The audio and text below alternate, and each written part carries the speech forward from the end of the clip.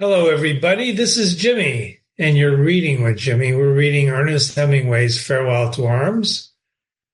We finished a couple of chapters in book 4, and now we're on book 4, 35 and 36 chapters.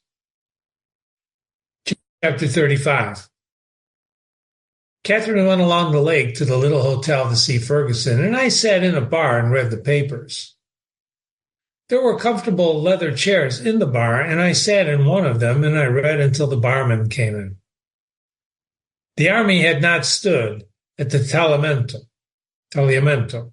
They were falling back to the Pave. I remember the Pave. The railroad crossed it near Sandana, going up to the front, and it was deep and slow there and quite narrow. Down below, there were mosquito marshes and canals. There were some lovely villas. Once, before the war, going up to the Carina di Ampresso, I had gone along with it for several hours into the hills. And up there it looked like a trout stream, flowing swiftly with shallow stretches and pools under the shadow of the rocks. The road turned off from it at Caldore. I wondered how the army that was up there would come down. The barman came in. Count Graffi was asking for you, he said. Who? I said. Count Graffi, you remember the old man who was here when you were here before? Remember, the narrator is well-traveled in Italy. He remembers these places. He remembers the cities. And he told us last time that only the cities have dignity. Words like sacred, etc. don't. What does he know? Is he here? I asked. Yes, he's here with his niece. I told him that you were here and he wants you to play billiards. Well, where is he? I asked. He's taking a walk, the barman said. How is he? The barman said, he's younger than ever. He drank 3 champagne cocktails last night before dinner. How's his billiard game? I asked. Good. He beat me, said the barman, and when I told him that you were here, he was very pleased. There's nobody here for him to play with. Count Greffi was 94 years old. He had been a contemporary of Metternich, and he was an old man with white hair and mustache and beautiful manners. Metternich, born 1773 to 1859, was an Austrian statesman, minister of foreign affairs, and a champion of conservatism who helped victorious alliance against Napoleon and who restored Austria as a leading European power. So if he's a contemporary of Metternich, he lived around Metternich's time. And that's why, ladies and gentlemen, these allusions, when you read words like Metternich, it's good to look them up. It's good to have a character reference on what we're talking about, and in this case, this new character, Count Greffi. He had been in the diplomatic service of both Austria and Italy, and his birthday parties were the great social event of Milan. He was living to be 100 years old, and he played a smoothly fluent game of billiards that contrasted with his own 94-year-old brittleness. I had met him when I had been in Stresa once before out of the season, and while we played billiards, we drank champagne. Of course he did. I thought it was a splendid custom, and he gave me 15 points in 100, and he beat me. So he's handicapping him, and if you notice, how's his billiard game? He's asking because the guy's an old guy, and the last time he saw him, he beat him, giving him 15 points. Well, why didn't you tell me he was here? The narrator asks. Well, I forgot it. Who else is here? The narrator asks. Why is he asking this? Well, don't forget, he's on the run. No one you know. There are only 6 people altogether. What are you doing now? I asked. Nothing, the barman said. Come on out fishing. I could go for an hour, the barman said. Come on, bring the trolling line. The barman put on his coat and we went out. We went down, got a boat, and I rowed while the barman sat in the stern and let out the line with his spinner and a heavy sinker onto the end to troll for lake trout. We rowed along the shore, the barman holding the line in his hand and giving occasional jerks forward. That's what you do, ladies and gentlemen, when you troll. Stresa looked very deserted from the lake. There were long rows of bare trees and the big hotels and the closed villas. I rowed across to Isla Bella and went close to the walls where the water deepened sharply, and you saw that the rock wall slanting down into the clear water and then up and along to the fisherman's island. The sun was under a cloud, and the water was dark and smooth and very cold. We didn't have a strike, though we saw some circles on the water from rising fish. I rowed up to the opposite fisherman's island, where there were boats drawn up and men were mending nets. Should we get a drink? Who asks that? All right. Who asked that? Notice the narrator doesn't say. I brought the boat up to the stone pier, and the barman pulled in the line, coiling it on the bottom of the boat and hooking the spinner on the edge of the gunwale. I stepped out, tied the boat. We went into the little cafe and sat at a bare wooden table and ordered vermouth. Are you tired from rowing? I'll row back, he said. I like to row, I said. Well, maybe if you hold the line, it will change the luck. All right, I said. Tell me, said the barman, how goes the war? Rot. I don't have to go, the barman said. I'm too old, like Count Gruffy. Well, maybe you'll have to go yet, I said. Next year, they'll call my class, but I won't go. What are you going to do? I asked. I'm going to get out of the country. I wouldn't go to war. I was at the war once in Abyssinia. Nix. Why did you go? I don't know. I was a fool, he says. I don't know. I was a fool. Have another vermouth? The barman asked. All right, I said. The barman rowed back, and we trolled up the lake beyond Stresa and then down not far from the shore, and I held the taut line and felt the faint pulsing of the spinner revolving while I looked at the dark November water of the lake and the deserted shore. The barman fought in the Second Italian-Ethiopian War, a war of aggression waged by Italy against Ethiopia in 1935 to 37. Theoretically, but that's not what he's talking about because this is 1917. So this was the first Italian-Ethiopian War that he's talking about. You see, you got to be careful, even with references. I'm trying to throw you. No, I'm not trying to throw you. But it's an Italian-Ethiopian War, the first one, not the second. Okay? I looked back at the dark November lake. The barman rowed with long strokes, and on the forward thrust of the boat, the line throbbed. Once I had a strike, the line hardened suddenly and jerked back.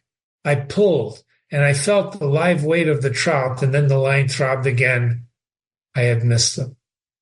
Did he feel big? Pretty big, I said.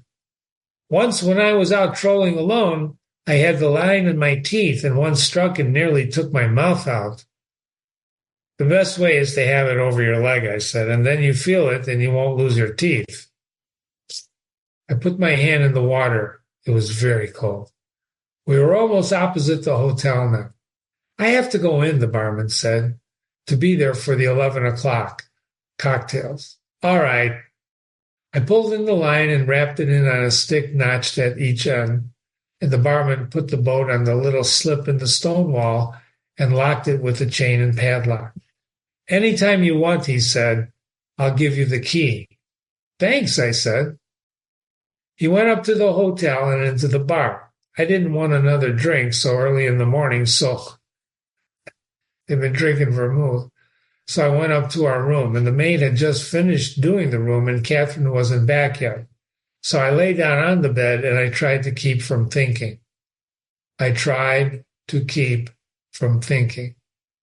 When Catherine came back, it was all right again, and Ferguson was downstairs, she said, and she was coming to lunch. I knew you wouldn't mind, Catherine said. No, I said. What's the matter, darling? I don't know, I said. I know. You haven't anything to do. All you have is me, and I go away. Well, that's true, I said. I'm sorry, darling. I know it must be dreadful feeling to have nothing at all suddenly. My life used to be full of everything, I said, and now, if you aren't with me, I haven't a thing in the world. But I'll be with you. I was only gone for 2 hours. Isn't there anything you can do? I went fishing with the barman, I said. What? Wasn't it fun? Yes, I said. Don't think about me when I'm not here. Well, that's the way I worked it at the front. But there was something to do then. Othello was his occupation gone. With his occupation gone, she teased. Othello was a nigger, I said. Besides, I'm not jealous. I'm just so in love with you that there isn't anything else. Who's Othello? Othello is a Venetian general. There was a Shakespearean play called Othello. You should read it. Maybe we'll read it. After their time in Venice, Othello is appointed general in the Venetian army, and his officer Iago, his officer, tricks Othello into believing that his wife, Desdemona, is having an affair with his lieutenant, Michael Cassio. It's a play of jealousy. And don't let this word here, don't let it bother you. That's the way they wrote in those days, right? Right? That's the way they wrote. Well, Jimmy, I'm offended by that. Well, I apologize, but there it is, right? We don't use it nowadays, but, okay, Othello was, in fact, black. Was black. Will you be a good boy and be nice to Ferguson, Catherine says. I'm always nice to Ferguson unless she curses me, I said. Be nice to her, Catherine says. Think about how much we have, and she hasn't anything. I don't think she wants what we have, I said. You don't know much, darling, for such a wise boy.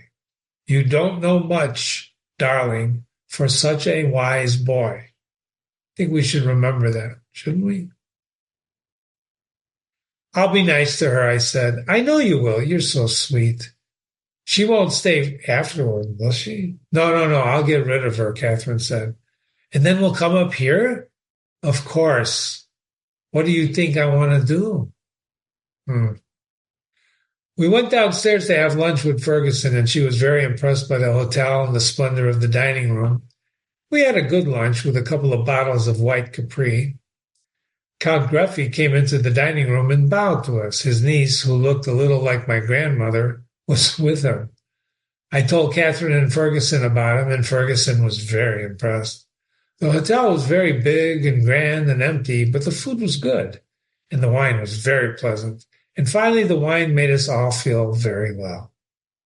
Catherine had no need to feel any better. She was very happy. Ferguson became quite cheerful, and I felt very well myself. After lunch, Ferguson went back to her hotel. She was going to lie down for a while after lunch, she said. Along late in the afternoon, someone knocked on our door. Who is it? I said. The Count Gruffy wishes to know if you will play billiards with him, the person at the door said. I looked at my watch. I had taken it off, and it was under the pillow. Do you have to go, darling? Catherine whispered. I think I'd better, I said. The watch was 4:15, and out loud I said, Tell the Count I will be in the billiard room at 5:00. At 5:15, I kissed Catherine goodbye and went into the bathroom to dress. Note, he leaves her. She left him. He leaves her. Just make a note. Knotting my tie and looking in the glass, I looked strange to myself in civilian clothes. I must remember to buy some more shirts and socks. Will you be away a long time? Catherine asked. She looked lovely in the bed. Would you hand me the brush? I watched her brushing her hair, holding her head so that the weight of her hair all came on one side. It was dark outside, and the light overhead on the bed shone on her hair and on her neck and on her shoulders, and I went over and I kissed her, and I held her hand with the brush, and her head sunk back on the pillow, and I kissed her neck and shoulders. I felt faint with loving her so much. I don't want to go away, I said. Well, I don't want you to go away, she said. Well, I won't go then, I said. Yes, she said, go. It's only for a little while, and then you'll come back. We'll have dinner up here, I said. Hurry and come back, she said. I found Count Gruffy in the billiard room, and he was practicing strokes, looking very fragile under the light that came down above the billiard table. So now we're going to have a little encounter with Lieutenant Henry and Count Gruffy. So make sure you pay attention to this, okay? All right. On the card table, a little way beyond the light, was a silver icing bucket with the necks and corks of 2 champagne bottles showing above the ice. The Count straightened up when I came onto the table and walked toward me. He put out his hand and said, "It's such a great pleasure that you are here. You were very kind to come and play with me." "It was very nice of you to ask me," I said. "Are you quite well? They told me you were wounded in Ionzo." "I hope you are well again." "I'm very well," I said. "Have you been well?" "Oh, I'm always well. But I'm getting old. I detect signs of age now." "I can't believe it," I said. "Yes, I do. Remember, he's 94, right? Do you want to know one? It's easier for me to talk Italian. I discipline myself, but I find that I'm tired, that it is so much easier to just talk Italian. So I know I must be getting old." "We could talk Italian," I said. I'm a little tired too." "Oh, but when you are tired, it will be easier for you to talk English." "American," I said. "Yes, American. Please, talk American. It is a delightful language." "I hardly ever see Americans," I said. "Well, you must miss them," he said. "One misses one's countrymen, and especially one's countrywomen. I know that experience. Should we play, or are you too tired?" I'm not really tired," I said. "I said that for a joke. What handicap will you give me?" "Have you been playing much?" he said. "None at all." "You play very well. 10 points in 100? "You flatter me," I said. 15? "That would be fine. But you'll beat me." "Should we play for a stake?" "You always wish to play for a stake," I said. "I think we better," he said. "All right, I will give you 18 points, and we will play for a franc a point." He played a lovely game of billiards, and with a handicap, I was only 4 ahead at 50. The Count Gruffy pushed a button on the wall to ring for the barman. "Open 1 bottle, please," he said, and then he said to me, "We will take a little stimulant." The wine was icy cold and very good, dry. "Should we talk Italian?" he asked. "Would you mind very much? It's my weakness now." We went on playing, sipping the wine between shots, speaking in Italian, but talking little, concentrated on the game. Count Gruffy made his 100th point, and with the handicap, I was only at 94. He smiled and patted me on the shoulder. "Now we're going to drink the other bottle, and you're going to tell me about the war." He waited for me to sit down. "About anything else," I said. "You don't want to talk about it?" he said. "Good. What have you been reading?" "Nothing," I said. "I'm afraid I'm very dull." No, he said, but you should read." "What is there written in wartime?" I asked. "Well, there's Le Feu by a Frenchman, Barbarousse, and there's Mr. Brittling Sees It Through." "No, he doesn't," I said. "What?" "He doesn't see it through. Those books were at the hospital." "Well, then you have been reading." "Yes," I said, "but nothing any good." Going back up here for a moment. Under Fire, the story of a squad. That's Le Feu. This is a story of a squad under fire, it means, by Henry Barbarousse, written in 1916, one of the first novels about World War I. Although it's fiction, the novel is based on his experiences as a French soldier on the Western Front. Mr. Brittling Sees It Through is by H.G. Wells, masterpiece of wartime experience in southeastern England. The novel was published in 1916, so these are all current books during the war. H.G. Wells, of course, wrote War of the Worlds, right? You remember that? Okay. So he said he wasn't been reading much, but he was reading in the hospital, and we find that out through this dialogue. Okay. I thought Mr. Bristling was very good study of the English middle-class soul, he said. I don't know about the soul, I said. You poor boy. We none of us know about the soul. Are you croyant? A believer, a person who has, especially religious beliefs, a true believer. At night, I said. So he's asking him, are you a believer? And he says, at night, I'm a believer. Count Gruffy smiled and turned the glass with his fingers. I had expected to become more devout as I grow older, but somehow I haven't. He said, and it's a great pity. Would you like to live after death? I asked, and instantly felt a fool to mention death. But he didn't mind the word. Well, it would depend on the life, the Count said. This life is very pleasant, and I would like to live forever, he smiled. And I very nearly have. We were sitting in deep leather chairs, and the champagne in the ice bucket and our glasses on the table between us. If you ever live to be as old as I am, you will find many things strange. But you never seem old, I said. It's the body that's old. Sometimes I'm afraid I'm going to break off a finger like one breaks a stick of chalk. The spirit is no older and not much wiser. But you are wise, I said. No, that's the great fallacy, the wisdom of old men. They don't grow wise. They grow careful. Maybe that's wisdom, I said. It's very unattractive wisdom. Well, what do you value most? Someone I love, I said. With me, it is the same, but that's not wisdom. Do you value life? Yes, I said. So do I, because it is all I have. And I like to give birthday parties. He laughed.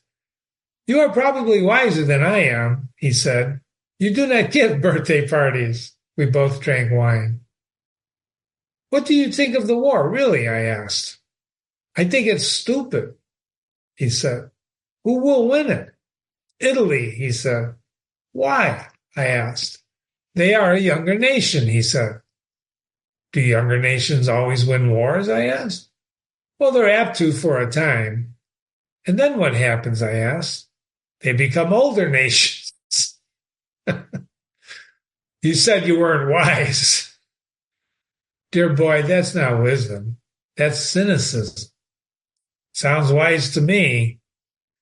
It's not particularly. I could quote you for some examples on the other side, but it's not bad. Have we finished the champagne?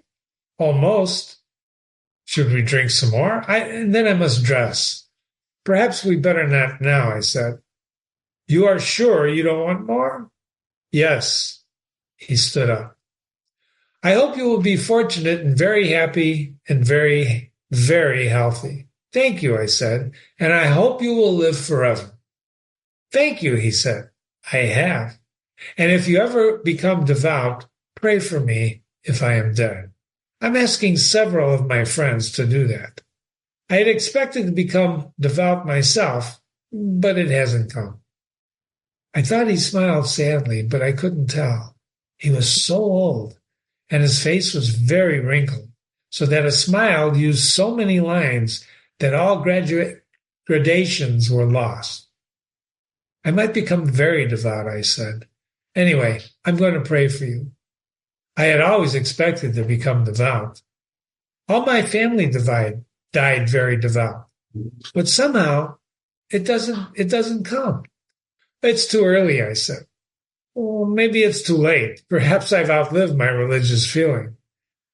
My own comes only at night, I said. Well, then, too, you are in love. Don't forget, that's a religious feeling. You believe so? I asked. Of course, he said. He took a step toward the table.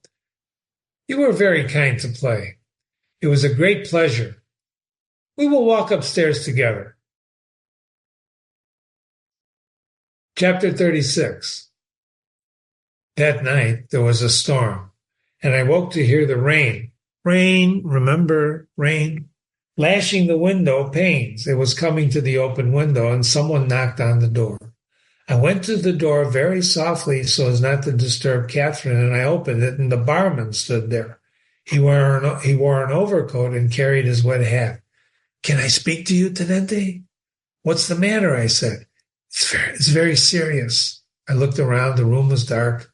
I saw that the water on the floor from the window. Come in, I said. I took him by the arm into the bathroom, locked the door, and put on the light. I sat down on the edge of the tub. What's the matter, Emilio? Are you in trouble? No, you are, Tenente. Yes? They're going to arrest you in the morning. Yes? I came to tell you. I was out in the town and I heard them talking in the cafe. I see, I said. He stood there, his coat wet, holding his wet hat, and said nothing. Why are they going to arrest me? I asked. For something about the war, he said. Do you know what? I asked. No, but I know that they know that you were here before as an officer and now you're here out of uniform. After this retreat, they arrest everybody. I thought a minute. What time do they come to arrest me? I asked. In the morning. And I don't know the time. What do you say to do? He put his hat on the washbowl. It was very wet. It had been dripping on the floor. If you have nothing to fear, an arrest is nothing, but it is always bad to be arrested, especially now. Well, I don't want to be arrested, I said. Then go to Switzerland. How? I asked. In my boat. But there's a storm, I said. The storm is over. It's rough, but you'll be all right. Well, when should we go? Right away. They might come to arrest you early in the morning. What about our bags? I asked. Get them packed, get your lady dressed, and I'll take care of them. Where will you be? I will wait here. I don't want anyone to see me outside in the hall. I opened the door, closed it, and went into the bedroom. Catherine was awake. What is it, darling? It's all right, Cat, I said. Would you like to get dressed right away and go on a boat to Switzerland? Would you? She asked. No, I said. I'd rather go back to bed. What's it about? She asked. The barman says that they're going to arrest me in the morning. Is the barman crazy? She asked. No, I said. Then hurry, please, darling, and get dressed so we can start. She sat up on the bed. She was still sleepy. Is that the barman in the bathroom? Yes, I said. Well, then I won't wash. Please look the other way, darling, and I'll be dressed in just a minute. That's an interesting line. Look the other way and I'll be dressed. She's been sleeping with the guy. I saw her white back and she took off her nightgown, which means he didn't look away. And then I looked away because she wanted me to. She was beginning to be a little big with the child and she didn't want me to see her. I dressed hearing the rain on the windows. I did not have much to put in my bag. There's plenty of room in my bag, Cat, if you need any. I'm almost packed, she said. Darling, I'm awfully stupid, but why is the barman in the bathroom? Shh, he's waiting to take our bags down. He's awfully nice, she said. He's an old friend, I said. I nearly sent him some pipe tobacco once. I looked out the open window at the dark night. I could not see the lake, only the dark and the rain, but the wind was quieter. I'm ready, darling, she said. All right, I went to the bathroom door. Here are the bags, Emilio, I said. The barman took the 2 bags. You're very good to help us, Catherine said. It's nothing, lady, the barman said. I'm glad to help you, just so that I don't get in trouble myself. Listen, he said to me, I'll take these out the servant stairs and to the boat, and you go out as though you were going to go for a walk. It's a lovely night for a walk, Catherine said. It's a bad night, all right. I'm glad I have an umbrella, Catherine said. We walked down the hall, down the wide, thickly carpeted stairs. At the foot of the stairs by the door, the porter sat behind his desk. He looked surprised at seeing us. You're not going out, sir, he said. Yes, I said. We're going to go see the storm along the lake. Haven't you got an umbrella, sir? No, I said. This coat sheds water. He looked at it doubtfully. I'll get you an umbrella, sir, he said. He went away and came back with a big umbrella. It's a little big, sir, he said. I gave him a 10 lira note. Oh, you're too good, sir. Thank you very much, he said. He held the door open, and we went out into the rain. He smiled at Catherine, and she smiled at him. Don't stay out in the storm, he said. You'll get wet, sir and lady. He was only the second porter, and his English was still literally translated. For example, you will get wet, sir and lady. We'll be back, I said. We walked down the path under the giant umbrella and out the dark, wet gardens in the road and across the road to the trestled pathway along the lake. The wind was blowing offshore now, and it was cold, wet November wind, and I knew it was snowing in the mountains. We came along past the chain boats and the slips along the quay to where the barman's boat should be, and the water was dark against the stone. The barman stepped out from beside the row of trees. The bags are in the boat, he said. I want to pay you for the boat, I said. How much money have you? He asked. Not so much. Well, you can send me the money later. That'll be all right, the barman says. Well, how much? What do you want? Tell me how much, I said. If you get through, send me 500 francs. You won't mind that if you get through. All right, I said. Here are sandwiches. He handed me a package. Everything there was in the bar. It's all here. There's a bottle of brandy and a bottle of wine. I put them in my bag. Let me pay you for those, I said. All right, give me 50 lira.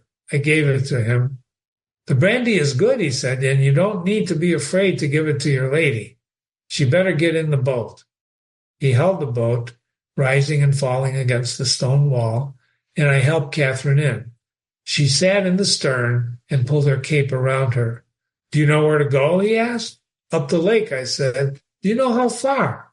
Past Luino.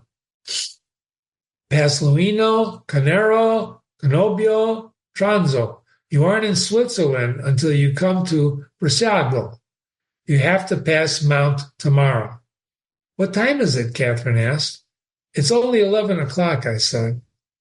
If you row all the time, you ought to be there by 7 o'clock in the morning. Think about this. 11 o'clock at night, 7 o'clock in the morning.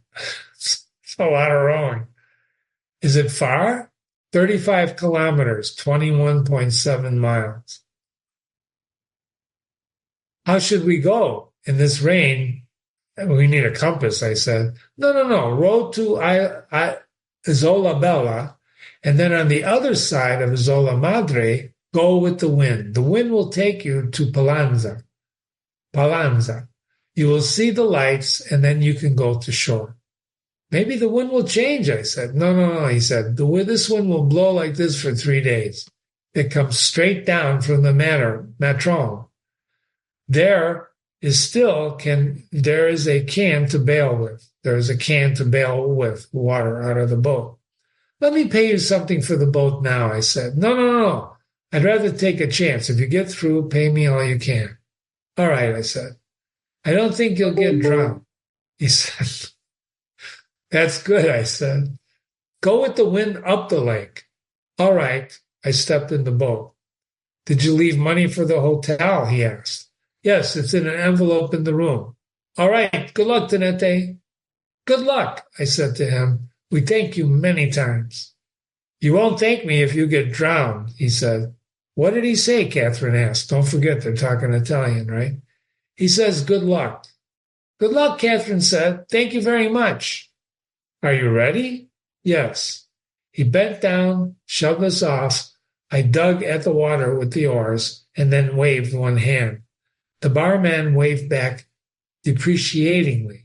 I saw the lights of the hotel and rowed out, rowing straight out until they were out of sight, and there was quite a sea running, but we were going with the wind. Okay? In a way, that shows you think something is of little value or importance or not approve of it, depreciatingly. The barman waved back depreciatingly. In some way, that shows you don't approve of it. Wow. So this is an interesting thing now. They're going to be rowing for 21 miles, 22 miles in the dark all night to get away and prevent themselves from being arrested. You've been reading with Jimmy. This is Jimmy. Thanks for visiting. We've been reading A Farewell to Arms by Ernest Hemingway, chapters 33 and 34. Let's go back and make sure. 35 and 36. Look how much progress we're making. So this was about Count Gruffy, the little billiard game. Why is the billiard game in there? Why is he telling us about the billiard game? You're going to have to figure that out for the analysis. And what's happening? He's about to be arrested. The barman warns him. The role of luck. The role of luck in this story. And then he and Catherine are set off for Switzerland. Remember, Jimmy at readingwithjimmy.com. Jimmy at readingwithjimmy.com. Talk to you soon. Thanks for visiting with me. By the way, I hope you're enjoying this story. I am.